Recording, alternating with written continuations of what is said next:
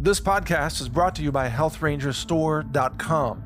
Lab-tested, clean foods and supplements for immune function, long-term storage, and survival applications. Every purchase helps fund this free speech video platform. Thank you for your support. Hi, this is Mike Adams here with an analysis of why Bitcoin is good for prepping and also bad for prepping. So just a discussion of the advantages and disadvantages of Bitcoin and other cryptocurrencies in the context of a collapse, and specifically a financial collapse that could end up resulting in a grid down collapse, or we might end up in a civil war or international thermonuclear warfare or something like that. Now with Bitcoin, first for the downsides, it's important to understand that Bitcoin is very speculative, and it's something that can be lost when the power grid goes down or if the internet stops functioning. So it depends on the severity of collapse that you anticipate happening. In a medium collapse, where you still have basic infrastructure, such as the power grid and electricity, then Bitcoin could prove to be very useful. Bitcoin insulates you from the Federal Reserve mad money printing that will absolutely destroy the value of the dollar. And as that happens, by the way, the value of Bitcoin expressed in dollars will, of course, appear to skyrocket. So it's not going to be a stretch at all to say that Bitcoin could go to $50,000 or $100,000, or at some point, $1 billion, because as the dollar goes to zero, the value of everything expressed in dollars goes to infinity, because of dividing by zero. So people who now say, well, Bitcoin's going to go to $1 million, they're not wrong. It's just that it won't be $1 million in today's value of dollars. So it's a little bit of a misnomer. However, Bitcoin has good portability. And again, it insulates you from the Federal Reserve System, which is kind of an economic suicide system.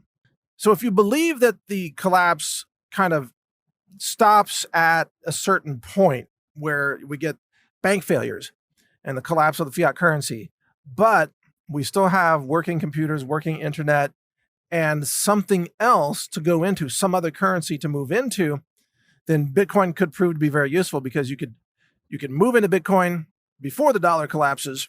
And then after the dollar collapses, you've got your Bitcoin that, let's say, hasn't lost much value, or maybe it's gained value as people who are holding dollars lose most of their value. And then you're able to convert Bitcoin into some new currency when that new currency comes out, whatever that is. The new American dollar, the digital dollar, the new Fed crypto Orwellian nightmare dollar, whatever it is. The mark of the beast, crypto Fed system, And then you could buy into that with your Bitcoins. And that way you kind of skip over the massive losses of the failing fiat currency. However, major downsides to Bitcoin do exist. And that includes, of course, losing your wallet, or having your online wallet basically looted or stolen, or having that company that your online wallet is stored with, that company might fold. They might steal everybody's wallets and run off to some island somewhere, which has happened before. Or they might be investigated by the feds and taken down because, of course, the Federal Reserve wants a monopoly on money, and they don't want other organizations to be able to compete. And I have a feeling that as the dollar gets more desperate, so to speak, or the Fed is trying to prevent the collapse of the dollar, I have a feeling they're going to get a lot more aggressive with Bitcoin and other cryptocurrencies. It's just a guess.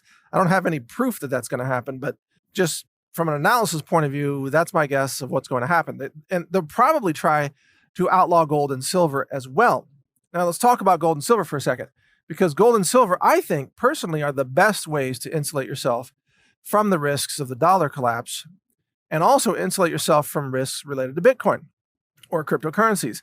That's why personally I tend to stack or stockpile gold and silver physical in my possession rather than having digital Bitcoin. Now, gold and silver, though, is not as portable, especially silver. If you buy a lot of silver, it starts to get very, very heavy, and it takes up a lot of space compared to gold. Gold is way more compact in terms of the storage volume. The storage value per volume or per mass. If you need to move a lot of money efficiently, physically, then, fill your pockets with gold, not silver, right? Silver is way too heavy for that. But gold and silver work when you are capable of defending them against, let's say, looters or thieves. And so I do understand that some people who live in the cities, maybe they don't feel as comfortable storing gold and silver because maybe they live in an apartment. And there aren't that many places in an apartment to store gold and silver. Whereas if you live out in the country like I do, you can bury gold and silver, put it in a canister, uh, make a secret treasure map. The more land you have, the better it is, because you can bury it in a forest somewhere that nobody's ever going to find, and you better have a map in case you forget or something happens to you so that your family members can dig it up, because it's impossible to find a little bit of buried gold and silver on, 50 acres or more of land. So that's why I think people who live in rural areas tend to have more faith in their ability to protect gold and silver. Also, if you live in a rural area, you probably have more firearms. And so you can defend your gold and silver from, thieves or looters who are trying to attack you. You just shoot them, I mean, hey, welcome to Texas. We shoot looters. That should be our new state slogan as far as I'm concerned. We don't mess around with that kind of stuff. You come into somebody's house in Texas, castle doctrine, you're probably going to get shot. So you're not going to make it to the gold and silver. And again, if it's a ranch, you're going to have a hard time finding it. Oh, and by the way, I've got a sponsor in the world of gold and silver. They're called Treasure Island Coins and Precious Metals. And you can find their prices and what they have in stock right now at metalswithmike.com. That's metalswithmike.com. And they've done a great job with many of our readers now. And what they say is in stock is actually in stock, unlike a lot of these companies out there that are bait and switch operations. Some of those companies will have like a real low price shown on the web, but then you call them up and they're like, oh, we don't have that for 6 weeks. So it's not really that price. In any case, getting back to the topic at hand, protecting metals is easier if you're in rural areas. So with this in mind, an overall strategy here might be, if you live in a city, you might rationally and reasonably tend to favor cryptocurrency. Whereas if you live in the country, you might tend to favor precious metals, physical metals in your possession. And then as you move from the city to the country, as many people are doing, especially right now all across America, then you might want to sell your crypto and buy gold and silver with it, because now it makes more sense to have physical gold and silver. And I do think it's always a good idea for everybody to have a backup wallet of crypto in a worst case scenario, like a Venezuela collapse where you have to get out of Dodge and all you have in your possession is, your password to your online wallet or something. That's the only money you have. It would be nice to have some crypto that you could access even if you had to evacuate, some kind of a war going on or something. The country's invaded and you have to leave your ranch. And yeah, I've got backup plans like this as well. I mean, who knows? Maybe the Mexican narcos invade South Texas with UN troops and Chinese warriors or something. I don't know. My first impulse is I'm just going to stay and fight. Screw them. I got a 50 cal. We got a bunch of veterans. We got a bunch of cops. We'll just engage them and take them out. I mean, that's my first impulse. I don't plan to leave Texas, but if you had to, it would be good to have a backup plan. So crypto can serve that function very well for a lot of people. But gold and silver are my preference for long-term wealth storage without the ups and downs of the crypto market. See, I like to sleep well at night, and I know that gold holds value. It doesn't gain much value, and it doesn't lose much value. Cryptos go up and down, wild swings all over the place.